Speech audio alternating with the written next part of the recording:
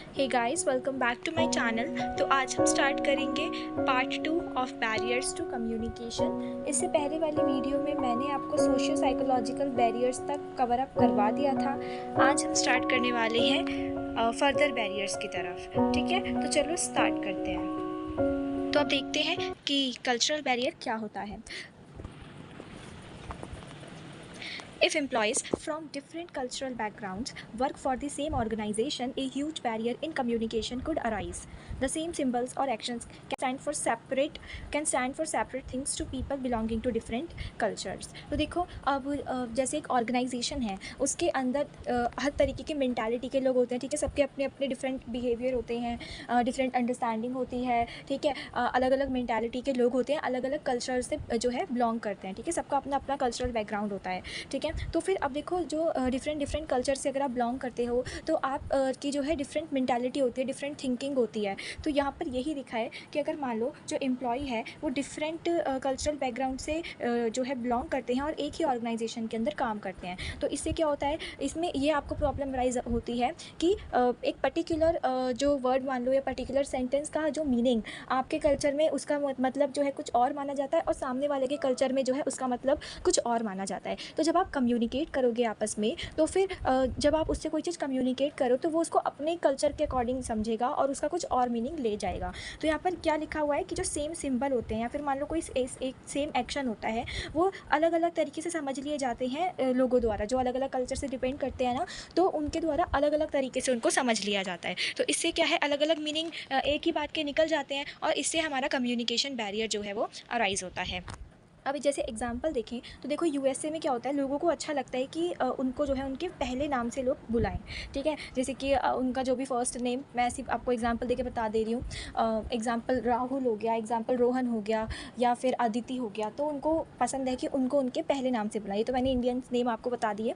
ठीक है, इसकी एग्जाम्पल दिए मैंने आपको। अब जैसे इंडिया के अंदर और जो ब्रिटेन के लोग होते हैं वो प्रेफर करते हैं कि उनको उनके या तो टाइटल या फिर मान लो उनके सरनेम से उनको बुलाया जाए, मिस्टर, मिसेस, मिस या फिर मिस्टर शर्मा, और या फिर एग्जाम्पल इस तरीके से सरनेम या टाइटल से उनको बुलाया जाए तो उनको अच्छा लगता है इंडिया और ब्रिटेन के लोगों को। तो इसी तरीके से जैसे आप अगर किसी को थम्स अप शो करते हो, इंडिया के अंदर उसका कुछ और मीनिंग होता है और आउटसाइड कंट्री में उसका क्या होता है, कुछ और मतलब होता है। ठीक है, ये तो आपका हुआ है कल्चरल बैरियर का एग्जाम्पल। अब हम देखते हैं क्या क्या फैक्टर्स जो है रिस्पॉन्सिबल हैं हमारे कल्चरल बैरियर के लिए। तो पहला क्या आता है इसके अंदर आता है जैसे लैंग्वेज, फिर दूसरा बिहेवियर डिफरेंसेस, तीसरा इमोशनल डिस्प्ले और बाकी के अदर्स। ठीक है, तो देखो लैंग्वेज में कैसे हमारा यहाँ पर होता है, तो देखो जो ग्लोबल लैंग्वेज होती है, ग्लोबल लैंग्वेज क्या होती है, हमारी इंग्लिश होती है जो हर तरफ चलती है। ठीक है, अराउंड द वर्ल्ड आपकी ये जो इंग्लिश लैंग्वेज है, इससे आप मतलब किससे भी कम्युनिकेट कर सकते हो, आपकी ग्लोबल लैंग्वेज है। लेकिन यहाँ पर क्या होता है ना कि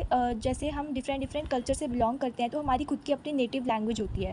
जैसे कि अगर हम तमिल साइड जाएंगे तो उनकी अलग होगी। ठीक है, साउथ की तरफ अलग होगी, नॉर्थ की तरफ अलग होगी, इस तरीके से। तो सबकी अपनी अपनी नेटिव लैंग्वेज होती है और हो सकता है कि उनमें से काफ़ी लोगों को इंग्लिश ना बोलनी आए या फिर वो कंफर्टेबल होते हैं कि हम अपनी नेटिव लैंग्वेज में ही बोले तो हम ज़्यादा कंफर्टेबल हैं। तो इससे क्या होगा, इससे सामने वाला तो उनकी नेटिव लैंग्वेज को नहीं समझेगा। ठीक है, इंग्लिश नहीं आती तो हम थोड़ी उनसे कम्युनिकेट कर पाएंगे। फिर भाई मुझे उनकी लैंग्वेज नहीं आती है तो मैं उनसे कैसे कम्युनिकेट कर लूँगी, मेरे को बस हिंदी इंग्लिश आती है, मेरे को मराठी, मुझे गुजराती नहीं आती है। तो अगर मेरे से कोई इस तरीके की लैंग्वेज में बात करेगा, मराठी में, गुजराती में, तो फिर मेरे को नहीं आएगी उनकी लैंग्वेज समझ। ठीक है, तो हम क्या करते हैं, इंग्लिश का यूज़ करते हैं, पर उन्हें अगर इंग्लिश भी नहीं आती है तो ये हमारे लिए काफ़ी ज़्यादा मुश्किल हो जाएगी उनके साथ जो है कम्युनिकेट करना। तो यहाँ पर इस तरीके से आपका कल्चरल बैरियर होता है। सेकंड में क्या हमारा बिहेवियर डिफरेंस। तो बिहेवियर डिफरेंस में क्या होता है, देखो हम डिफरेंट कल्चर से बिलोंग करते हैं, हमारे डिफरेंट नेचर, हमारे डिफरेंट बिहेवियर होता है। जैसे मैंने आपको बताया, अपने अपने कल्चर की अपनी अपनी नेटिव लैंग्वेज होती है, अपने अपने रिचुअल्स होते हैं। ठीक है, बिलीव्स होते हैं अपने अपने। तो हर एक कल्चर में जो है मतलब आपस में जो दो कल्चर होता है काफ़ी डिफरेंस उनमें होता है। एग्जांपल मान लो कि कोई पर्सन मतलब कि किसी कल्चर में ऐसा माना जाता है कि अगर आप किसी सामने अपने से सामने वाले पर्सन की आंखों में आंखें डालकर बात करें तो ये अच्छा गेस्चर है, ये अच्छा गेस्चर है, ये दर्शाता है कि हाँ यू आर वेरी कॉन्फिडेंट, आप बहुत ज़्यादा कॉन्फिडेंट हो जो भी अपनी बात को लेकर, आप जो भी बोल रहे हो। ठीक है, आपको उसकी काफ़ी अच्छी नॉलेज है। पर वहीं दूसरे कल्चर में ये अच्छा नहीं माना जाता है। ठीक है, अब जैसे कुछ कल्चर में कहते हैं कि अगर आप मतलब कि करीब से आपस में इंट्रैक्शन करते हो तो वो ज़्यादा अच्छा है, जबकि कुछ कल्चर में कहते हैं कि आपको जो है when you are interacting with someone you need to maintain a proper distance. आपको जो है प्रॉपर डिस्टेंस जो है सामने वाले के साथ मेंटेन करना चाहिए। तो ये अपने अपने देखो कल्चरल बिलीव्स होते हैं, ठीक है, ये हमारे बिहेवियर डिफरेंस के अंदर आता है। अब जैसे मैंने क्या नेक्स्ट में लिखा है आपको इमोशनल डिस्प्ले। तो देखो इमोशनल डिस्प्ले में क्या है, हम सबके अपने अपने जो है इमोशंस होते हैं, ठीक है। अब यहाँ पर जैसे कॉर्पोरेट कल्चर की अगर मैं बात करूँ तो आप जैसे कहीं काम कर रहे हो तो आप अपना गुस्सा नहीं दिखा सकते हो किसी पर। You can not show your emotion that आप जो है बहुत ज़्यादा गुस्से में हो, और या फिर आपको जो है बहुत ज़्यादा फ्रस्ट्रेट हो रहे हो, ये सब वहाँ पे एक्सेप्ट नहीं करेंगे। आपके घर पे आपको ये सब दिखा दोगे आप गुस्सा वगैरह करना, पर बाहर ये कोई आपके कल्चर में जो है एक्सेप्ट नहीं, मतलब कि बाहर आपके ऑफिस एनवायरनमेंट में तो ये कोई एक्सेप्ट नहीं करेगा ना, ठीक है। तो ये हमारा इस तरीके से कल्चरल बैरियर्स जो है यहाँ पर आ जाता है। नेक्स्ट देखते हैं, नेक्स्ट हमारा क्या आता है, नेक्स्ट आता है फिजिकल बैरियर। तो यहाँ पर क्या लिखा है, physical barriers in communication refers to any tangible objects tangible obstacles that hinder the clear transmission and understanding of a message। तो यहाँ पर फिजिकल बैरियर का कोई भी टेंजिबल ऑब्स्टेकल जिससे जो है आपके जो भी आप मैसेज को ट्रांसफ़र कर रहे हो, ठीक है, उसको मतलब कि समझने में उसको क्या हो रहा है, ऑब्स्टेकल क्रिएट हो रहा है। अब फिजिकल बैरियर मतलब देखो यहाँ पर मैंने क्या लिखा है, टेंजिबल ऑब्स्टिकल। टेंजिबल ऑब्स्टिकल क्या, आप देख सकते हो, आप उसको टच कर सकते हो, वो फिजिकली प्रेजेंट है वहाँ पर, ठीक है, आप उसे टच भी कर सकते हो। तो ये आपका इस तरीके का फिजिकल बैरियर क्या होगा भाई, देखते हैं। तो ये फैक्टर्स हमारे क्या होते हैं, जैसे नॉइस हो गया, बैड टाइमिंग, डिस्टेंस, इस तरीके से हमारा हो जाता है। फिजिकल बैरियर में जैसे कोई भी टेंजिबल ऑब्स्टिकल, जैसे कि अगर मैं आपको एग्जाम्पल दूँ, नॉइस के अंदर एक एग्जाम्पल देती हूँ आपको। फॉर एन एग्जाम्पल मान लो कि आपके ऑफिस में आपकी आज बहुत इंपॉर्टेंट मीटिंग है, आपके सीनियर आपके साथ खड़े हैं और मतलब बैठे हैं, और खड़े बैठे जो भी कह लो, ठीक है। तो और आपको जो है स्पीच देनी है उनको, आपने एक प्रोजेक्ट तैयार किया है और आपको उस प्रोजेक्ट को उनको जो है समझाना है। अब भाई आपके ऑफिस के बाहर तो चल रही है पार्टी, बहुत तेज तेज जो है लाउड स्पीकर्स जो है प्ले हो रखे हैं, आपकी आवाज़ उन तक नहीं पहुंच पा रही, उनको कुछ समझ ही नहीं आ रहा है, ठीक है, because of those loud speakers जो कि आपके ऑफिस के बाहर जो है प्ले किए जा रहे हैं, ठीक है। तो ये हमारा फिजिकल बैरियर के अंदर आ जाता है। अब एक यहाँ पर एक ना आपका साइकोलॉजिकल नॉइस हम कहते हैं। तो साइकोलॉजिकल नॉइस में एक हमारा ये हो जाता है कि आप जो हो, आप फिजिकली तो यहाँ पर प्रेजेंट हो पर मेंटली कहीं और ही प्रेजेंट हो, ठीक है। आप कुछ सोचने में लगे हो, आप अपनी दूसरी दुनिया में हो, ठीक है, बस फिजिकली आप प्रेजेंट हो। तो आप ना सामने वाले की सुनोगे और अपनी तो फिर क्या ही बताओगे, प्रॉपर फोकस आपका एक पर्टिकुलर टॉपिक पे नहीं है। तो यहाँ पर इस तरीके से हमारा प्रॉब्लम होती है। बैड टाइमिंग की अगर हम बात करें तो अगर मान लो कि अगर कोई भी मैसेज या फिर कोई भी आइडिया, थॉट जो भी है, ठीक है, वो आप जो है गलत टाइम पर किसी को पहुंचाना चाह रहे हो, ठीक है। अब एग्जांपल ले लो कि आपको कोई आधी रात को कॉल कर दे और आपकी जो है नींद ख़राब कर दे, ठीक है, तो आपको क्या आएगा, फ्रस्ट्रेट होगे, आपको गुस्सा आएगा, ठीक है। उस टाइम पे आपके लिए जो है अपनी नींद ज़्यादा इंपॉर्टेंट होगी, ना कि वो कम्युनिकेशन जो आपसे जो है एक तरीके से आपको जो बताना चाह रहा है। अगर आपको रात के 3 बजे कोई कॉल कर दे, आप तो नींद में हाँ हाँ हाँ हाँ कर दोगे, उस टाइम तो हाँ हाँ कर दोगे कि बस जल्दी से बात खत्म है, सो जाओ, और बाद में जब उठोगे तो सोचने लगोगे उसने क्या बोला था, उसने क्या नहीं बोला था। तो ये बैड टाइमिंग, गलत टाइमिंग पे अगर आप जो है किसी से कम्युनिकेट करते हो।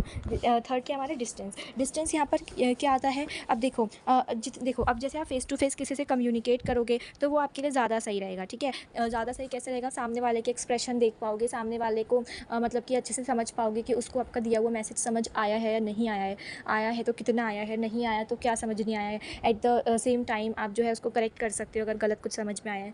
तो ये काफ़ी ज़्यादा सही रहता है फेस टू फेस। लेकिन जितना ही आपका जितना ज़्यादा डिस्टेंस होगा, कहीं ना कहीं आप जो है बैरियर फेस करोगे कम्युनिकेशन में, ठीक है। अब डिस्टेंस ज़्यादा होगा, आप कहोगे क्यों, तब भी तो कम्युनिकेट कर सकते हैं लाइक मोबाइल फ़ोन के थ्रू। लेकिन आप देखो मोबाइल फ़ोन के थ्रू अगर आपकी इंटरनेट कनेक्टिविटी बहुत अच्छी है तो आपके लिए फ़ायदेमंद है, ठीक है। और अगर मान लो आपके आसपास नॉइस नहीं है, आप काफ़ी पीस एनवायरनमेंट में अभी बैठ के उनसे बात कर रहे हो तो ये काफ़ी अच्छा है। लेकिन अगर जहाँ पे आपके आसपास नॉइस हो रही है, ठीक है, किसी ने लाउड स्पीकर बजा रखे हैं, घर के बाहर पार्टी हो रही है, तो भाई ये तो पॉसिबल नहीं होगा ना। और नेटवर्क कनेक्टिविटी अच्छी नहीं है, वॉइस ब्रेक हो रही है, ठीक है, तो यहाँ पर आपको प्रॉब्लम आएगी। तो जितना ज़्यादा सही डिस्टेंस पे अगर आप होंगे, जितना पास में या फिर कह लो फेस टू फेस, उतना ही ज़्यादा आपके लिए कम्युनिकेशन में जो कम्युनिकेशन इफेक्टिव होगा, ठीक है। आगे देखते हैं नेक्स्ट क्या क्या आता है हमारा organisational barrier. Such types of hurdles come due to the functioning of an organization and thus are known as organizational barrier. अब कुछ ऐसी रुकावटें भी आती हैं जो कि आपकी ऑर्गेनाइजेशन की वजह से ही होती हैं, ठीक है। ऑर्गेनाइजेशन ने जिस तरीके की पॉलिसीज़ बना रखी हैं या गाइडलाइंस बना रखी हैं, जिस तरीके का उसका स्ट्रक्चर है, इन सब की वजह से ये सारी रुकावटें आती हैं। तो देखो मैंने आपको बताया फैक्टर्स कौन कौन से इसके लिए रिस्पॉन्सिबल हैं। पहला क्या दे रखा है इसके अंदर, ऑर्गेनाइजेशनल पॉलिसी। ऑर्गेनाइजेशनल पॉलिसी क्या होती है, कुछ गाइडलाइंस होती हैं, कुछ रूल्स, कुछ रेगुलेशंस होते हैं जो हमारे टॉप लेवल मैनेजमेंट ने लिख कर उसको तैयार किया होता है। मैंने आपको अपने पुराने प्रीवियस लेक्चर्स में भी बता रखा है कि जो ऑर्गेनाइजेशनल पॉलिसी होती है ना, ये क्या है हमारी, ये हमारे गाइडलाइंस होती हैं, कंपनी की रूल्स रेगुलेशंस होती हैं और ये रिटन फॉर्म में तैयार की जाती है, ठीक है। रिटर्न फॉर्म में ही ये हमारी होती हैं। भाई फ्यूचर में भी तो हमारे पास प्रूफ चाहिए और ये एक ही बार बनती है, हम हर बार तो बनाएंगे नहीं। और पूरे इतनी बड़ी हमारी ऑर्गेनाइजेशन होती है, फर्स्ट मान लो 50 लोग काम कर रहे हैं, 50वें तक जाते जाते अगर हम ओरली इन सबको सर्कुलेट करने लगे अपनी ऑर्गेनाइजेशन के अंदर तो भाई हो गया काम। तो इतनी ज़्यादा जो है कह लो गलत चीज़ें इसके अंदर ऐड ऑन्स हो जाएंगी, इंपॉर्टेंट चीज़ें सारी की सारी निकल जाएंगी, ठीक है। तो सबके पास अलग अलग मैसेज पहुँचेगा, पूरी तरीके से डिस्ट्रॉय हो जाएगा हमारा मैसेज। तो इसीलिए हम अपनी ऑर्गेनाइजेशन पॉलिसी को जो है हमारा top level management return form में बनाता है, ठीक है। तो अब यहाँ पर ये क्या है, देखो कुछ ऐसी ऑर्गेनाइजेशन पॉलिसी से कैसे हमारी डिस्टर्ब होगा ऑर्गेनाइजेशन, ये जो हमारा ऑर्गेनाइजेशन पॉलिसी है, देखो ये हमारी ऐसी गाइडलाइंस होती हैं, ठीक है, ऐसे कह लो दिशा निर्देश होते हैं जो हमारी पूरी ऑर्गेनाइजेशन को जो है फॉलो करने होते हैं। अगर यहाँ पर कुछ ऐसी गाइडलाइंस बना दी गई हैं जिसकी वजह से हमारी ऑर्गेनाइजेशन के अंदर कम्युनिकेशन करने में बहुत ज़्यादा दिक्कत हो रही है, तो भाई तो फिर हमारा जो है मैसेज सामने वाले तक सही से नहीं पहुँचेगा। ऑर्गेनाइजेशन के गोल्स को हम कैसे अचीव कर पाएंगे, नहीं कर पाएंगे अचीव। तो ये पॉलिसी है ना, ये कहीं ना कहीं फ्लैक्सीबल होनी चाहिए और हमारे पूरे जितने भी ऑर्गेनाइजेशन के अंदर जितने भी एम्प्लॉइज़ काम कर रहे हैं, टॉप पर, मिडिल पर, लोअर पर सबके फेवर में होनी चाहिए, ठीक है। अब मान लो इस पॉलिसी के अंदर ऐसा बोल दिया गया है कि यहाँ पर जो लोअर लेवल है वो अलाउ नहीं है कि वो जो है टॉप और मिडिल से बात कर सकता है और बस इनको हफ्ते में 2 दिन ही बात करने की जो है परमिशन है, और वो भी सिर्फ इनका एक ग्रुप का सीनियर बना दिया जाएगा, वो इनके सब पूरे लोअर लेवल के जो पर्सन काम कर रहे हैं उनके बिहाफ पर बोलेगा। तो भाई जो बाकी के अदर एम्प्लॉयज़ काम कर रहे हैं उनको कितना बुरा लगेगा कि हाँ लगता है हम ऑर्गेनाइजेशन के लिए इम्पॉर्टेंट नहीं है और हमारे अंदर उतना वो क्रिएटिविटी नहीं है कि ऑर्गेनाइजेशन को हमारी ज़रूरत नहीं है, they don't need our ideas, तो उनको अच्छा नहीं लगेगा। तो इस तरीके की जो पॉलिसीज़ हैं उनसे हमारी ऑर्गेनाइजेशन के अंदर क्या है रुकावटें आती हैं। सेकंड में हमारा क्या आता है, unnecessary reliance on the organisations guidelines. अब मान लो कोई मतलब कि अगर आपने ऑर्गेनाइजेशन की जो गाइडलाइंस हैं, ठीक है, कम्युनिकेशन से रिलेटेड, वो काफ़ी ज़्यादा स्ट्रिक्ट हैं और काफ़ी ज़्यादा स्ट्रिक्ट होंगी, तो भाई यहाँ पर जो इन्फॉर्मेशन है ऑफकोर्स वो मतलब कि इन्फॉर्मेशन आगे वाले तक सर्कुलेट करने में, पूरी ऑर्गेनाइजेशन के अंदर सर्कुलेट करने में हमें काफ़ी सारी रूल्स और रेगुलेशंस को ध्यान में रखते हुए करना पड़ेगा, जिसकी वजह से हमारा कम्युनिकेशन प्रोसेस भी काफ़ी ज़्यादा स्लो हो जाएगा, ठीक है। और लोग भी जो है उत्सुक मतलब कि कह लो बिल्कुल एंथुसियाज़म से काम नहीं करेंगे, दे लूज़ एंथुसियाज़म एंड वो जो है अपने क्रिएटिव आइडियाज़ को भी जो है सोचेंगे कि नहीं हमें शेयर नहीं करना चाहिए। इतनी ज़्यादा स्ट्रिक्ट पॉलिसी रखोगे तो भाई कौन करेगा, सोचेगा कि अभी इस तक बात जाएगी फिर 10 लोगों से होते हुए वो टॉप लेवल तक जाएगी, तो इससे अच्छा क्यों ही सिरदर्दी लेना, शांति रहते हैं, ठीक है। तो इस तरीके से जो है अगर आपने कोई स्ट्रिक्ट अडियरेंस कोई अगर मान लो स्ट्रिक्ट पॉलिसी हमारी ऑर्गेनाइजेशन से बना रखी है ऑर्गेनाइजेशन के अंदर, तो फिर उससे हमारे बैरियर जो है क्रिएट होते हैं।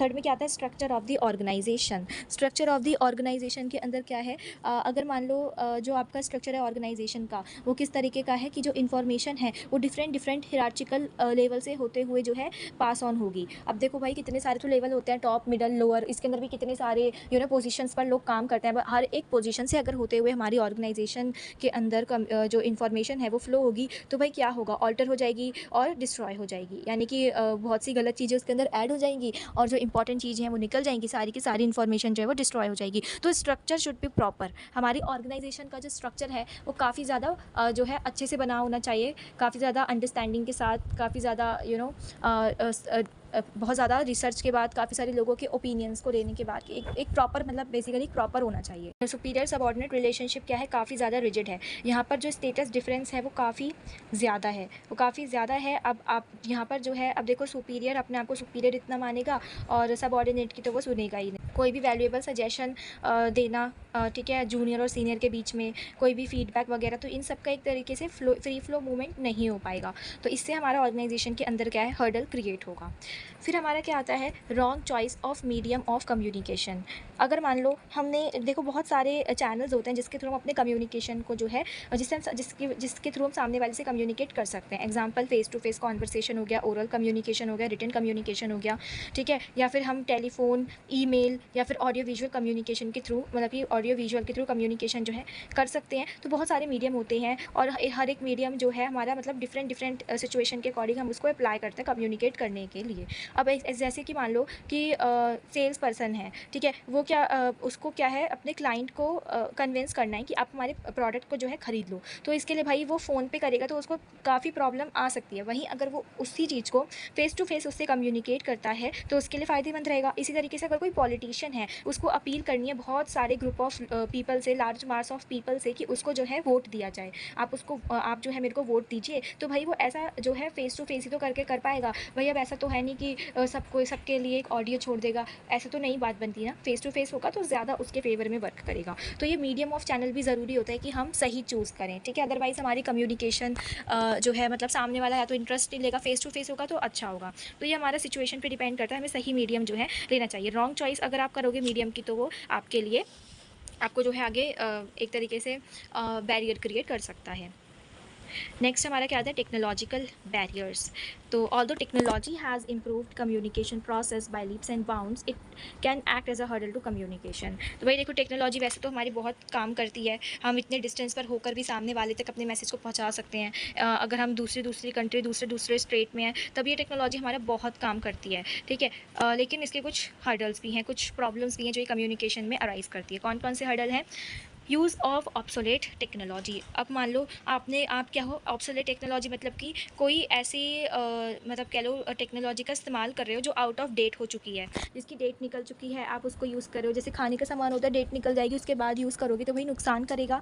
इसी तरीके से अब वो आउट ऑफ डेट हो चुकी है, ठीक है, मरम्मत करने के बाद भी नहीं चल रही है, भाई आप उसको यूज़ कर रहे हो, सामने वाले तक वो पहुँच ही नहीं पा रहा है, तो out of date obsolete technology अगर आप इस्तेमाल कर रहे हो तो इससे आपके मैसेज को हो सकता है सामने वाले तक पहुँचाने में क्या है, डिले होगा। अब अगर आप आज भी 3G या 4G का इस्तेमाल करते हो तो आपका जो है मैसेज देर में पहुँचेगा, वहीं अगर तो 4G 5G का करते हो तुरंत पहुँच जाएगा। फिर हमारा क्या आता है next, lack of technological knowledge. अब देखो सपोज़ करो कि आपको जो है आप किसी ऐसे ऑर्गेनाइजेशन के अंदर काम करते हो कि जहाँ पे आपको कंप्यूटर पर वर्क करना है, ठीक है, और कंप्यूटर से जो है आपको टेक्स्ट करना है और आपको अपनी बात जो है रिसीवर तक पहुँचानी है, यू आर दी सेंडर। पर भाई आपको तो आता ही नहीं कि कंप्यूटर में कैसे अपनी बात को जो है टेक्स्ट करके सामने वाले तक पहुँचाया जाए, ना ही जो उस तरफ रिसीवर बैठा है वो भी महान बिठा दिया, उसको भी नहीं आता है। तो भाई अगर आपको टेक्नोलॉजिकल जो है नॉलेज नहीं है तो आप कम्युनिकेट कैसे करोगे? तो यहाँ पर ये टेक्नोलॉजिकल बैरियर जो है अराइज़ हो जाता है। तो ये ज़रूरी है जो भी एम्प्लॉय हमारा वर्क कर रहा है कि उसे पता हो कि उस टेक्नोलॉजी का जो यूज़ है वो कैसे करना है। वो दोनों जो है उनको ट्रेनिंग देनी चाहिए, they should be well train, ठीक है, कि वो जो है उनको पता हो कि जो भी लेटेस्ट टेक्नोलॉजी है या कोई भी अगर हमारा अपडेट होता है तो क्या अपडेट हुआ है, किस तरीके से अब चीज़ें वर्क कर रही हैं, तो उनको जो है ट्रेनिंग देनी चाहिए, जिससे कि हमारे आगे जो है कम्युनिकेशन के अंदर कोई भी बैरियर, कोई भी हर्डल जो है राइज ना हो। थर्ड हमारे क्या था, टेक्नोलॉजिकल नॉइज़। अब देखो कुछ प्रॉब्लम्स क्या होती हैं, जैसे हमारी डिवाइस में जो है कुछ प्रॉब्लम्स होती हैं, टेक्निकल प्रॉब्लम्स अराइज़ होती हैं, जिसकी वजह से हमारा जो कम्युनिकेशन है उसके अंदर बैरियर, उसके अंदर हर्डल्स क्रिएट होते हैं। जैसे कि मान लो मोबाइल फ़ोन पे डिस्टर्बेंसेस आती हैं, या फिर जो भी हमारा प्रोजेक्टर वगैरह होता है अगर वो सही से वर्क नहीं कर रहा होता है तो प्रॉब्लम आती है कम्युनिकेट करने में। तो बस यहाँ पर यही दिया गया है, technical noise. So guys I hope आपको वीडियो पसंद आया होगा। अगर आपको वीडियो पसंद आए तो वीडियो को लाइक कर देना, शेयर कर देना और मेरे चैनल को सब्सक्राइब करना मत भूलना। Thanks for watching.